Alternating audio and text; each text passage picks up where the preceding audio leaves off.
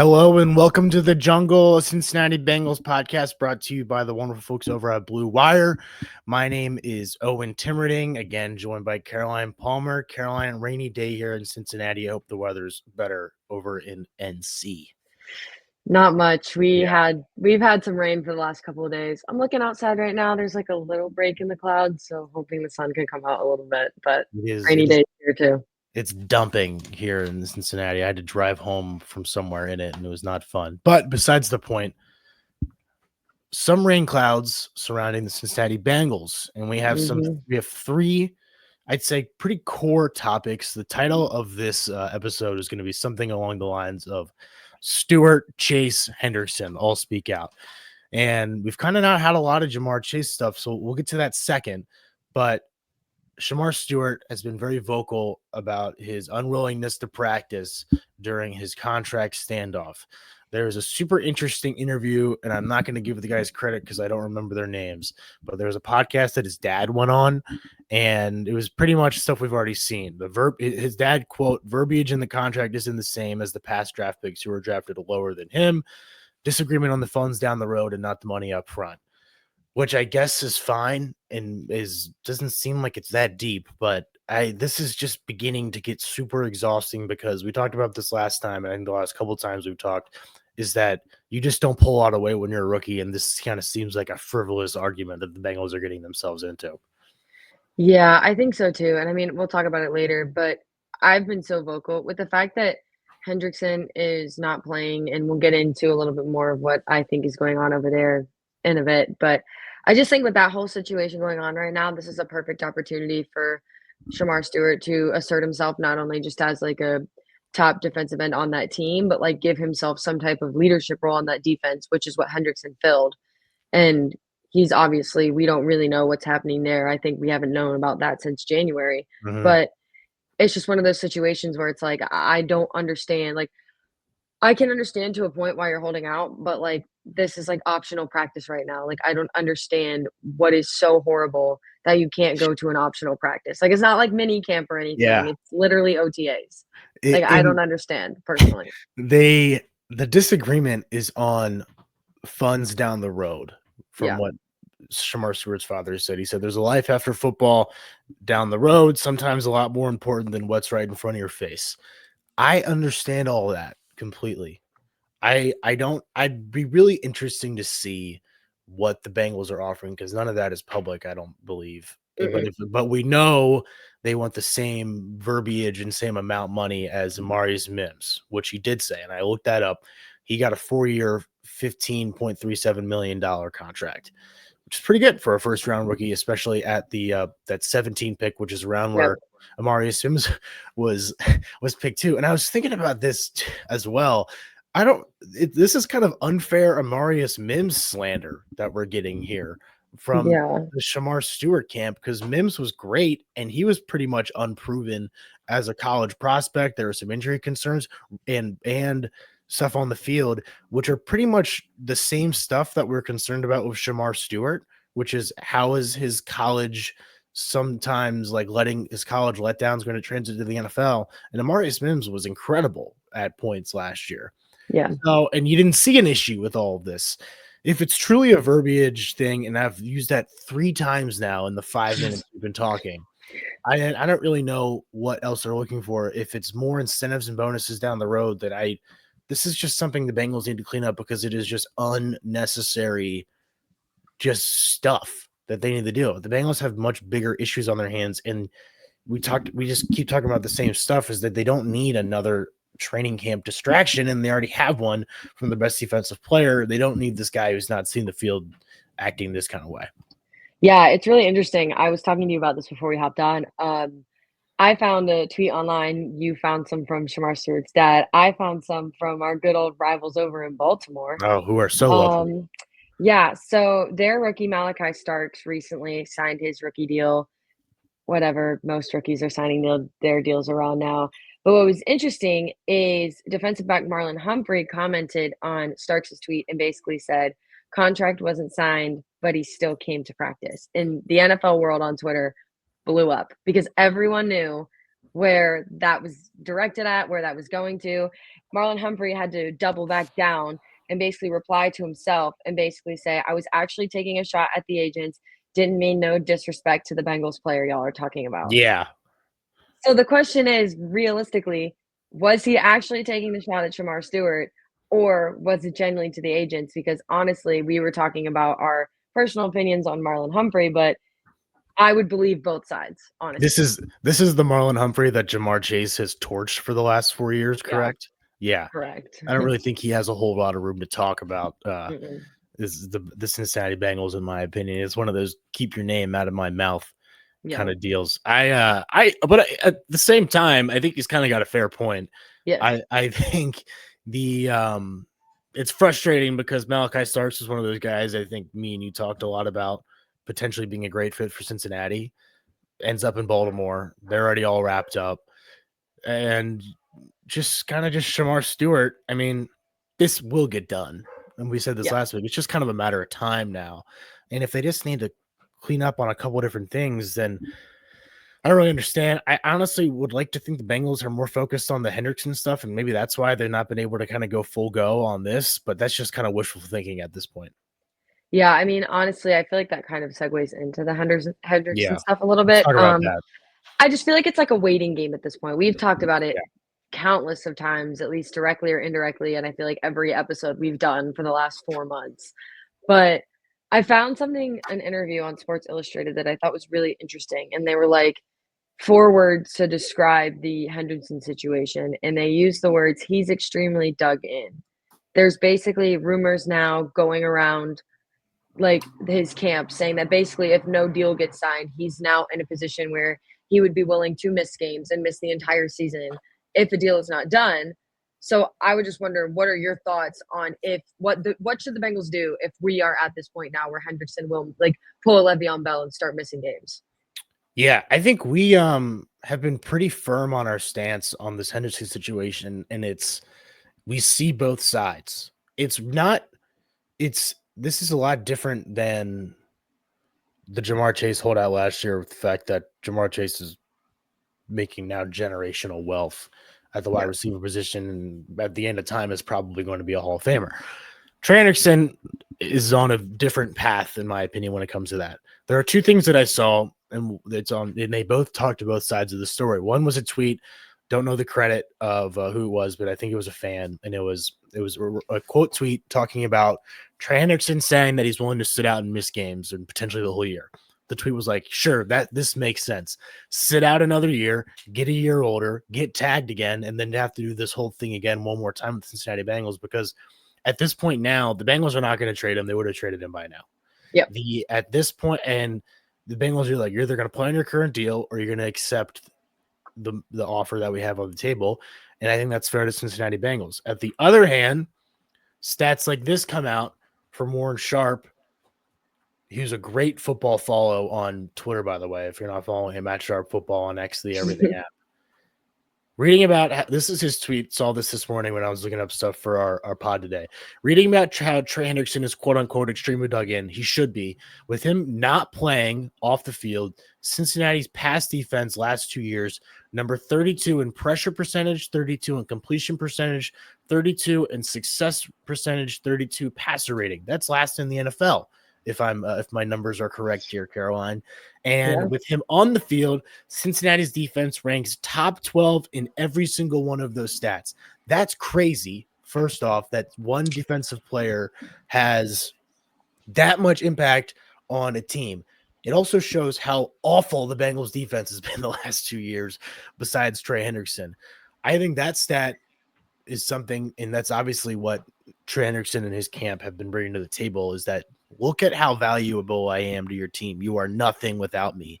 And if you think you're going to have any sort of shot at a run with Joe Burrow in these next 5 to 6 years, then I need to be a part of it, which is Yeah. fair. And I see it. I really do. It's just frustrating at this point.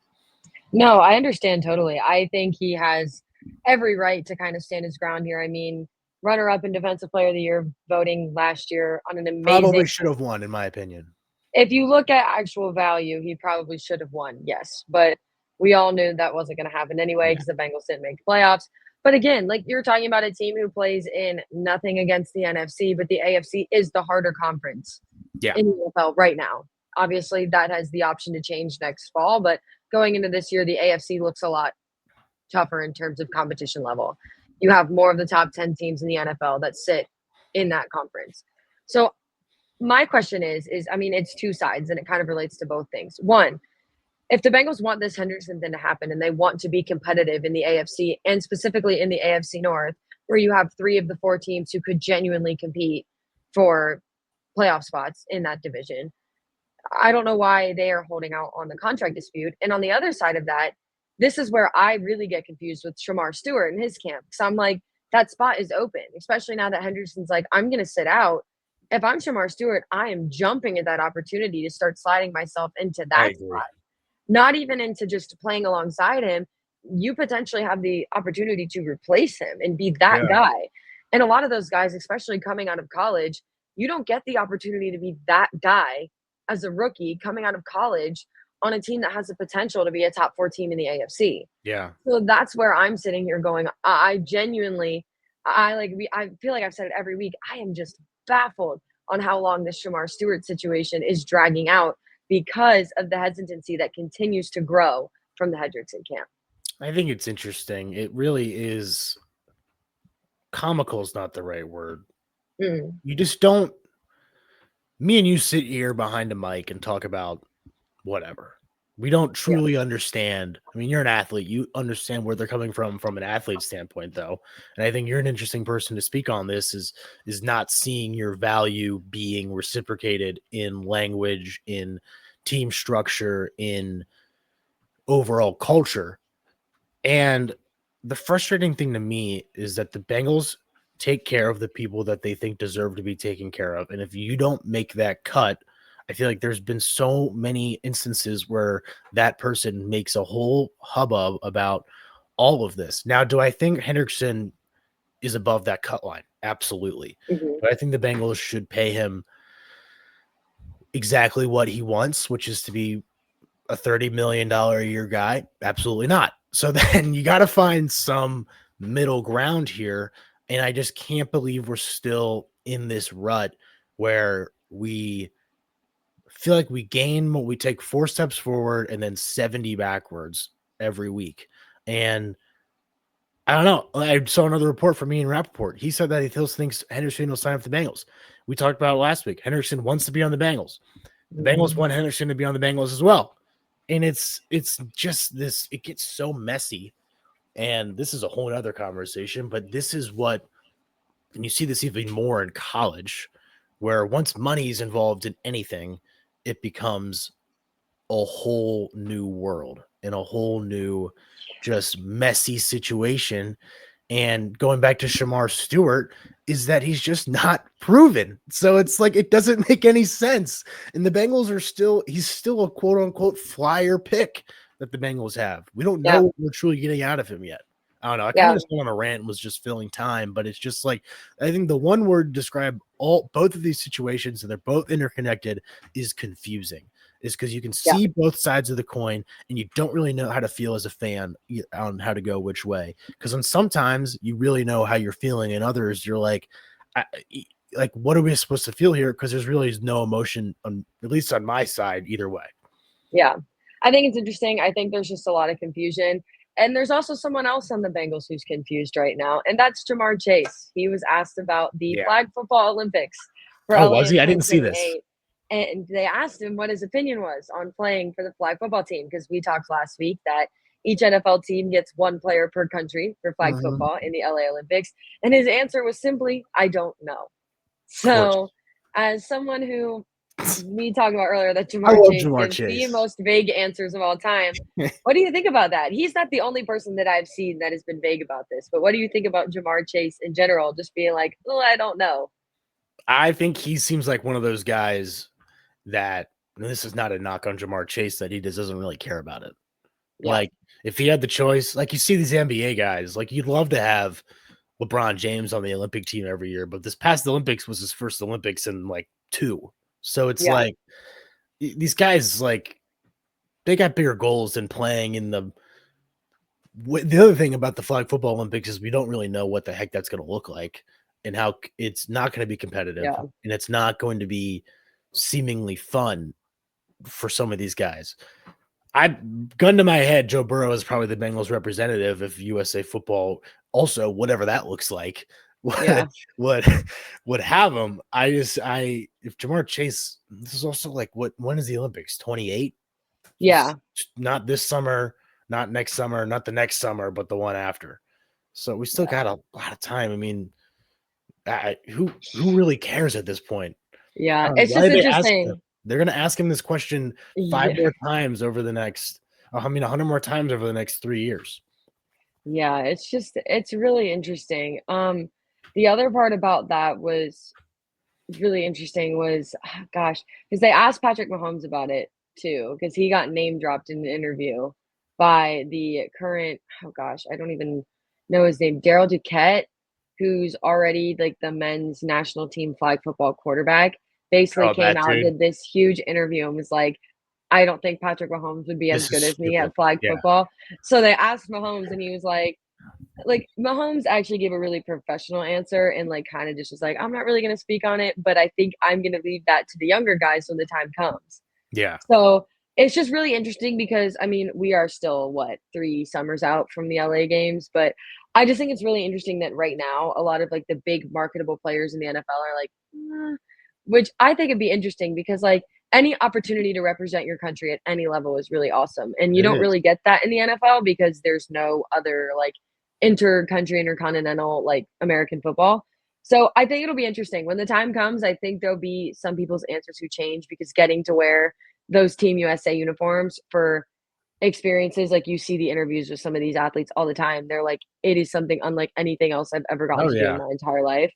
So I think answers will change as we get closer, but right now I'm not necessarily surprised to see all of them like back off. I'm looking at how old Patrick Mahomes would be by the Olympics. He'd be 32. I always forget how old Joe Burrow is Yeah. compared to the average like fifth year guy. Burrow played 4 years in college and he's 28 right now. I mean, Yeah. he's not old, but he's just like, I think it's crazy He's how, on the older side of some of the yeah, quarterbacks now. of their class, especially. Yeah, you're Yeah. right. Especially the elite. And the interesting thing is that, like, I mean, Mahomes is, I mean, I give him all kinds of stuff just because I hate the Chiefs from what they've done to the Bengals, but kind of just taking a step back and thinking about how much he's done and he's only 29 is kind of Yeah. scary. It But is very scary. the Olympic stuff is interesting, I think, because it's something that no one really even knows what the structure is going to look like. No. I don't think the Olympics even really knows. Like Mm-mm. I don't know. Maybe it'll be. I think it has more of an. I think it's more likely to be super boring and unwatchable than something I actually sit down and get excited to watch for the Olympics 3 years from now. Yeah, I think so too. I think they have a lot of work on their hands to try to figure out how exactly they're going to make this marketable because especially if a lot of these NFL guys back out, which I think honestly is what they're banking on that some of these guys do play. I think it'll be interesting to see what happens if it gets to the point where none of the big names in the NFL want anything to do with flag football. Well, and the other thing too is like you mentioned the one quarterback guy. There already is a USA flag football team, and there already is international competition. So, Yeah. do they give some sort of like not preferential treatment, but like advantage to those guys who are already quote unquote committed to Team USA and their flag football endeavors? And here's another thing: I don't think flag football is that fun. That's a I don't even know if that's a hot take. I played flag Right. football. I didn't really enjoy it, and this was when I was 6. So it's like it's not. I don't think it's. I mean, I guess it'd be different if these guys are like faster and more athletic, but Yeah. it's just like I don't know. I don't watch the Pro Bowl thing. I mean, I guess they enjoy No. it. I just think it's kind of I mean, it's exciting to think about, but it's kind of just a stretch on. I don't know. They're just going to try to make these NFL guys do stuff they don't want to do. I think. Yeah. But well, It'll be interesting. speaking of things you don't want to do, more Jamar Chase stuff. He said he doesn't want to play in the preseason. Sort of, not really. He gave a great answer, I thought. I'm very much team Jamar Chase now with his press conferences now that he's locked up. I'd get so annoyed last year when he'd get in front of the mic and say pretty much the exact same stuff he's saying now, just being But honest. there was no contract. Yeah, just being honest. He'd be like, I don't know if I'm playing. Like, well, and then this year he's doing the same stuff and having the same attitude, and I'm all for it. It's funny. It's just funnier. He did say this. He understands the connection and need to play in the preseason. He said, I thought this was interesting. His rookie year, he played a couple series in the preseason, had a case of the dropsies, and everyone threw their hands up in the air and said the Bengals made the worst pick ever when they drafted him, and he ended up shattering rookie records in the NFL that season. But he played in the preseason. Bengals went 3-1 to start off the season. The next year didn't play 0-2. The next year didn't play 0-2. This past season didn't play held out 0-4. 0-4. And he said this, and I think this is the most you think moment ever. And I don't want to never talk about someone else's money, but Ja'Marr Chase says he was quote unquote in his own head for the week 1 loss. And he didn't say this, but he was also in his head for the week 2 loss based on these two stats. And I think they're interesting. Week 1, 6 receptions, 62 yards. Week 2 versus Kansas City, 4 receptions, 35 yards, and a terrible penalty that cost the Bengals a chance at a point that in the late stages of the game. So like, yeah, he ended up going on to have one of the greatest NFL offensive seasons ever for his position. But God, he was just such a head case for the first 2 weeks. And it was because of the contract stuff. Yeah. Again, I think it's interesting. Like we've talked about earlier, when money gets involved, it changes everything. Yeah. And whether it's you're trying to prove your worth for an extension, you're trying to prove that you earn some type of money, it can get in your own head in more ways than one. You're trying to prove that you own a spot. I mean, obviously, like what I do is nowhere near the money that these guys are making. But like from a point of when you're trying to prove yourself, whether that's for money, whether that's for playing time, a lot more pressure can get added on you, like that external pressure of like the actual ultimatum, but then the internal pressure also increases. So I think it'll be really interesting to see how some of these people, I mean, not just Bengals, but obviously Bengals is what we talk about, like deal with it going into the like fall, like into the season. Like again, I'm going to circle back. Shemar Stewart, how is he going to deal with that pressure? Because if he goes through all of this commotion in the offseason to try to get this deal matched and he gets it matched, which he apparently has no intention of playing until it does, he is going to have way more on his plate than every other rookie in this draft class because he's drugged this out for so long. Yeah. So what kind of pressure is he going to have on himself and from the outside world, whether that's the Bengals, whether that's agent, whether that's social media? There's going to be a lot of eyes on him the first couple of weeks because of all this stuff that's gone on. There's also going to be eyes on Ja'Marr Chase and T. Higgins because they both signed these huge deals. Are they worth the money? Are they doing what they're supposed to do? I'm telling you right now, they drop a single ball week 1, week 2, Twitter is going to be all over them. Not because they probably deserve it, but because that's just what happens when you sign a $50 million and $40 million. That's hilarious. So what are your thoughts on playing in the preseason? I like it. I mean, I think we've talked about this before. I think for the Bengals especially, it's very important. We need to get some type of cohesion going. Like, I like what they do where, like, starters will either play for the first quarter or they'll play for the fourth.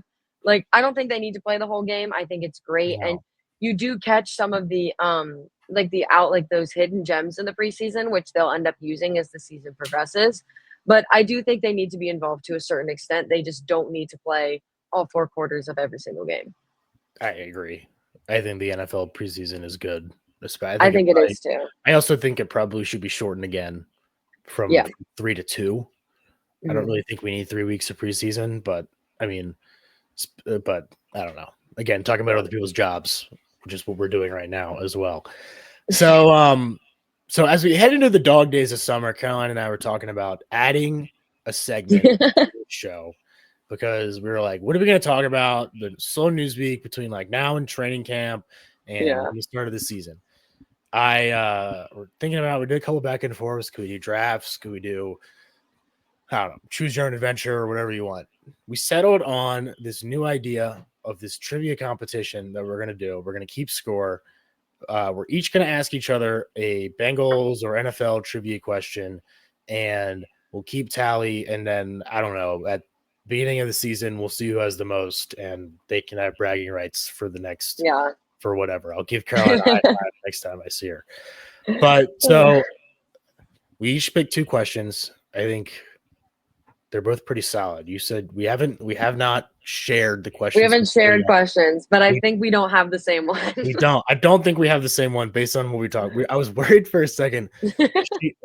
Caroline, before she asked me, said that you get a bonus if you can like get this other part of it, and I was like, well, mine also has a bonus. So I'm gonna go first. Yep. I think this is a good question. I think you might know the answer. Okay. All right. There are 5 colleges that have a Super Bowl winning quarterback and a U.S. president as their alumni. What are the colleges? Have you heard this before? No, I haven't. Really? Okay. No. Then I was worried you had heard it. 5 colleges have a Super Bowl winning quarterback and a U.S. president as their alumni. I'm going to start with the easy one, Miami of Ohio. That's the first one. Yes. Oh, gosh. That's why I asked it, too, because I knew you'd be able to get this one. And then the next 4, if you think about it a little, I think you might be able to get. I just don't know what colleges all these presidents went to. That's the problem. Yeah, well, I'll give you a hint. It's colleges that you'd think a president would go. It's like they're like good schools. It's not going to be like rinky-dink stuff. Like Miami's probably well, there's 2 that are kind of obscure. Miami is one of them. Yeah. Oh gosh. Okay. Oh no. Is there any SEC schools in there? No SEC. Okay, I didn't think so because I'll give you the conferences. I'll give you the conferences. 2 Big Ten. Oh. The Miami one. And in I don't know if they're in a conference for football anymore. I think they're in the American, but they might be independent. Okay. And then a school who isn't even FBS, they're FCS, so they're in that second tier, and I think they're in like the Colonial Athletic or something like that. Oh God, Big Ten. I'm gonna go Michigan. That's the other one. Okay, because one more Big Ten. I was like, okay, oh God, where did presidents go in the Big Ten? Well, if I were you, I'd think of the quarterbacks. The presidents. I know that's what I'm trying to do, but I'm just like, oh my gosh.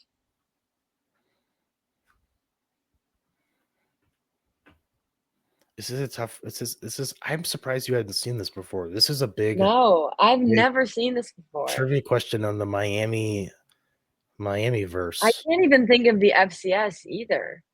This one's tough. Yeah, and then you said the other one was what? It was FCS, 2 Big Ten, MAC. What was the last one? I don't know. Let me look up what conference they're in, because they were independent for a while. Yeah. What? This is like. We'll give you like another 30 or so seconds if you can't get this, because this is bad podcasting. I know. The one team is in the American. Okay. Oh. And you got Michigan and Miami. I got Michigan and Miami. Yeah. The other Big Ten team isn't Ohio State. It's not Ohio State. Okay, that's what I thought. No offense to Ohio State. No, it's not Ohio State. Is it Purdue? Because that's where Drew Brees went. It is not Purdue. That's a good guess though, because that's actually a great guess, because they have a lot of smart people that go there and some quarterback. I'll give you one more guess, and then I'll tell you the answers. Oh gosh, it's not Nebraska. Is it Indiana? Not Indiana. Okay, I will. The bonus point was going to be if you could name the presidents, and I don't think you can get that. God, no. So I'm not even gonna try. For Miami, it's Big Ben and then William Henry Harrison. Yeah. For Michigan, it's Brady and President Ford. Okay. The 3 schools you missed were the Naval Academy. Oh my gosh, I should have gotten that one. Roger Staubach, who's from Cincinnati. Mm-hmm. And the president was, I just lost the page, Jimmy Carter. Mm-hmm. The other Big Ten team was Stanford. What? And it was John. I oh my God. They're in the Big Ten now. I had to give you that. I know. I still think Stanford is Pac-12, and I know they're not. It was Elway and Plunkett, and then Herbert Hoover went there. And then this is my favorite one, other than the Miami one. The last school is Delaware, and it's I Joe would have never Flacco got. Oh my and god! Joe Biden. I would have never guessed Yeah. Delaware. So you don't get any points on this one. Ah, But boo. all right, All right, let's hear mine. my turn. Okay, so the question is, which NFL team has won the most games of all time? And I'll give you a bonus point if you can get the correct amount of games within 10 of either way. Okay. Most amount of points all time. Games won all Games time. won. Most games won all time. So you got to think it's got to be a team that's been around for a while and has also been really good. So I have like 5 teams in mind. Yeah. It's some combination. It's one of Pittsburgh, New England, Chicago, Green Bay, or Dallas. Is it in that group of teams? Yes. Okay. It is in that group of 5. Yes. And I think it's New England. Okay. And my guess for wins is going to be, I don't know, 575. Unfortunately, both of those answers are incorrect. Okay. The correct answer is the Green Bay Packers That should with have been a layup. 790 overall wins. Jeez. Yes. I don't know why I thought New England. I thought like maybe because they were so good, but that was that's a horrible thought process by me. Green Bay was probably my second guess. Green Bay or Chicago was going to be my second guess because you had to think of like a super old team. Super Bowl won. They won like all of them back then. That's a bad thought process by me. It's all right. We're just warming up. We're both at 0. It's okay. I thought I was giving you a layup with this first one, to be quite honest. No, I had no idea. That was the only one I knew is Miami. How many? Because yours was pretty hard too. But if I just would have thought correctly, maybe I would have got a point. You could have at least gotten the Green Bay point. But all right, we'll just keep making these harder then. I don't know. Yeah, we're gonna have to increase. We're gonna have to do some studying for next week. So I know. I literally just typed in Bengals trivia, and I was like, "You're not gonna know any of that." So then I was like, "What's my favorite NFL trivia question?" And it's this one. It's interesting.